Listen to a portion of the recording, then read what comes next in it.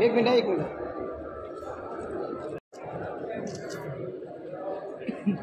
आज आम्ही कर्जत परिवर्तन विकास आघाडीच्या माध्यमातून परिषदेच्या अध्यक्षपदाचा आणि सर्व नगरसेवकांच्या उमेदवारीचा आज अर्ज आम्ही कर्जत नगर परिषदेमध्ये दाखल केलेले आहेत।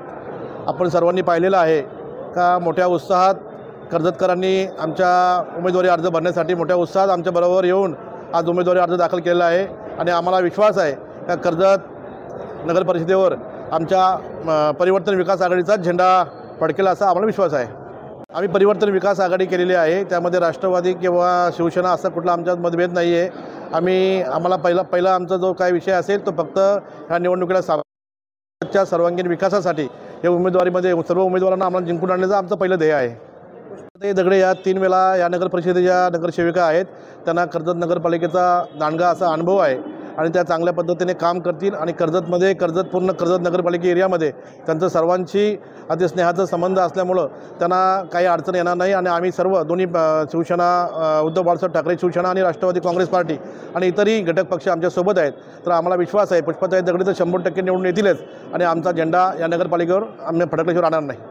आज परिवर्तन विकास आघाडीच्या माध्यमातून सर्वच्या सर्व 21 नगरसेवक आणि नगराध्यक्ष यांच्या सर्वच प्रमुख पदाधिकाऱ्यांच्या सोबत घेऊन आज उमेदवार अर्ज या ठिकाणी आपण दाखल केला आहे। सर्वसामान्य कर्जतकरांच्या मनात एक वेगळा विश्वास या परिवर्तन आघाडीच्या माध्यमातून आहे। आज नगराध्यक्षांचे जे उमेदवार आहेत दगडेताई यांच्याबद्दल सर्वसामान्य 15 वर्ष नगरपालिकेत त्यांनी काम केलं असल्या प्रत्येक मतदार त्यांना ओळखतो आणि प्रत्येकांना एक आपुलकीची भावना त्यांच्याबद्दल आहे।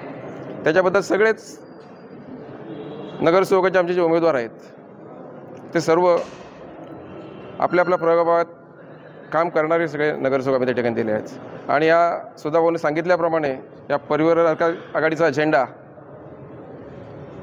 येणाऱ्या 3 तारखेला या नगरपालिकेला फडकताना तुम्हाला दिसेल, हा विश्वास आम्हाला सगळ्यांच्याच मनात आहे।